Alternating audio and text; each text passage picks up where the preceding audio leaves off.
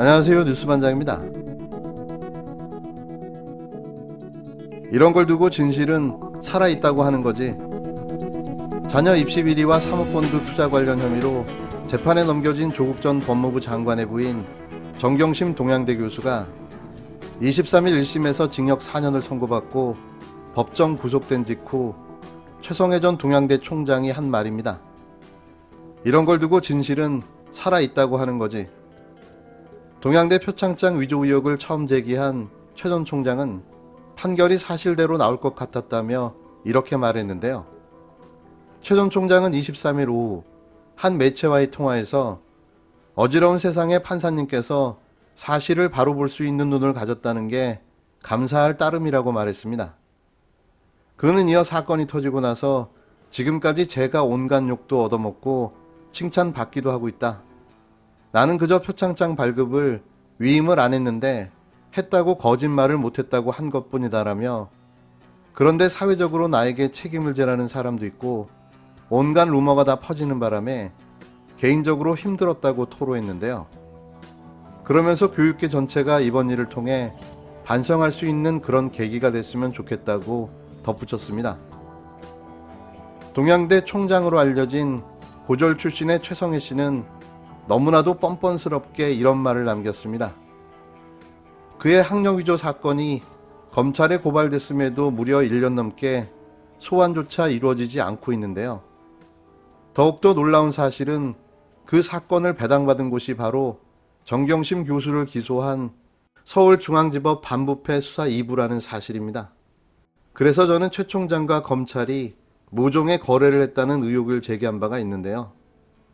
최 총장은 자신의 학력 위조에 대한 처벌을 피하고 검찰은 정경심 교수에 대한 증인의 증언을 유지하는 거죠. 소위 말해 폴리 바게닝이 이루어진 걸로 보여집니다. 그렇지 않고서야 조용히 침묵해야 할 당사자가 또 입을 열어 정 교수의 판결을 옹호하며 조롱할 수 있겠습니까? 검찰의 자기 합리화와 정당성 만들기는 전방위적으로 이루어지고 있으며 그 결과가 마침내 정 교수의 판결로 드러나게 된 겁니다. 이는 윤석열 살리기의 일환이며 더 나아가서는 이 사건의 최종 목적인 조국 장관을 겨냥하고 있는데요. 그래서 정 교수 재판에서 조 전 장관의 공범 행위가 언급된 거죠. 더 넓게 보면 같은 날 있었던 최강욱 열린민주당 대표에 대한 검사의 1년 구형은 이들이 얼마나 조직적이고 꼼꼼하게 움직이고 있음을 보여주고 있습니다. 매번 하는 말, 끝날 때까지 끝난 게 아니다. 다시 신발끈을 질끈 조여묶고 기운내 보려 합니다. 이럴 줄 몰랐습니까? 지치면 지는 겁니다. 다시 끝까지 함께 가시죠. 이게 대한민국 국민의 숙명이라면 기꺼이 받겠습니다. 정경심 교수에 대한 무자비한 사법 공격이 신호탄이었을까요? 윤석열 청장 정직 2개월에 대한 집행정지 신청 사건을 맡은 홍순욱 부장판사의 언행이 예사롭지 않은데요. 그가 느닷없이 윤 청장 징계 사유에 의문을 품기 시작했습니다. 윤 청장이 정직 2개월에 대해낸 집행정지 신청 사건의 24일 2차 신문에서 회복 불가능한 손해의 실체와 징계 사유에 대한 타당성이 핵심 쟁점이 될 전망인데요. 회복 불가능한 손해는 윤 청장 측이, 징계의 타당성은 법무부 측이 사활을 걸고 입증해야 합니다. 양측은 2차 신문 시작에 앞서 해당 쟁점에 대한 의견을 담은 서면을 재판부에 제출했는데요.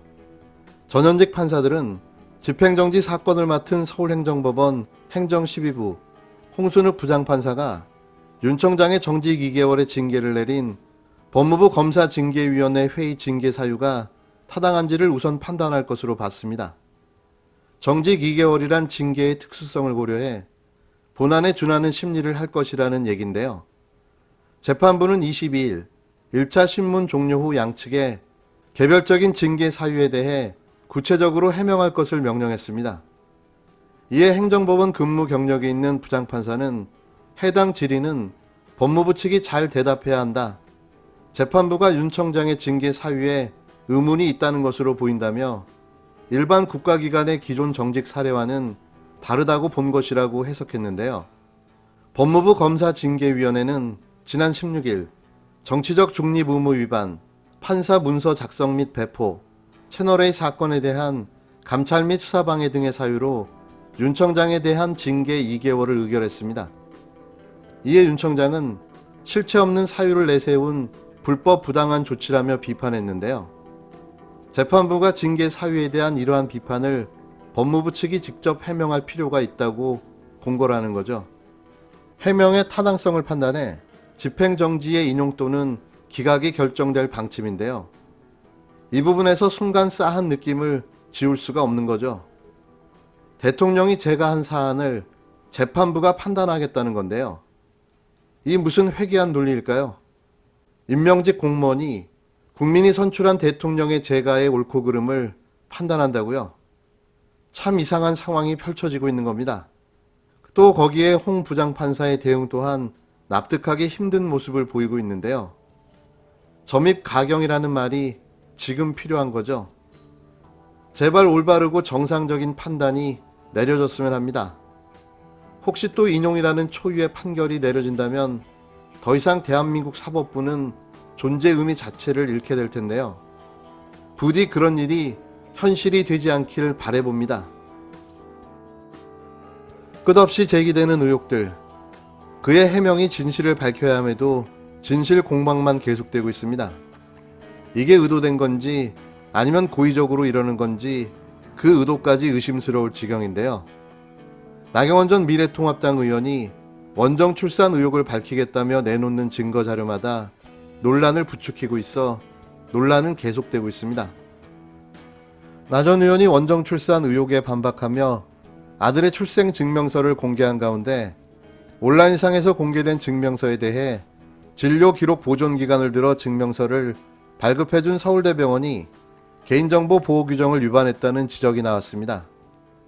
23일 한 온라인 커뮤니티에는 나경원 전 의원 아들 출생 증명서 공개 이후 다수의 게시글이 올라왔는데요. 한 회원은 공개된 출생 증명서에 대한 의문사항이라는 제목의 글을 올리고 2020년 12월 22일자로 발급된 출생 증명서고 의사 면허로 미루어 볼 때 조산에 직접 참여한 의사가 아니라 같은 병원에 근무하는 의사가 대리로 발급했다고 추정할 수 있다고 주장했습니다. 의료법 제17조 2항에 따라 같은 의료기관에 종사하는 다른 의사가 진료 기록 등에 따라 증명서를 발급하는 건 법적으로 문제가 없는데요. 하지만 작성자는 진료기록 보존 기간에 대해 문제를 삼았습니다. 작성자는 진료기록부 보존 기간은 10년이고 1회에 한정하여 연장할 수 있으니 최대 보존 기간은 20년이라며 1997년 출산이니 2017년에 진료기록이 폐기가 됐을 텐데 어떤 진료기록부를 보고 증명서를 내준 걸까라고 지적했는데요. 그러면서 보존 기간만 명시되어 있으니 1회 연장 후 보존 기간이 지난 이후에도 폐기 안 했을 수도 있지 않은가 하는 의문이 있을 수 있다며 하지만 서울대병원 개인정보 처리방침 제2조 개인정보의 처리 및 보유 기간을 보면 의료법 시행규칙 15조 진료에 관한 기록의 보존에 준하며 보존한다고 되어 있다고 반박했습니다. 작성자는 출생 증명서를 대리 발급해준 의사는 어떤 진료 기록부를 보고 증명서를 발급해준 것일까? 설마 작년에 발급받은 소견서를 보고 발급해준 건 아니겠죠? 라고 덧붙였는데요.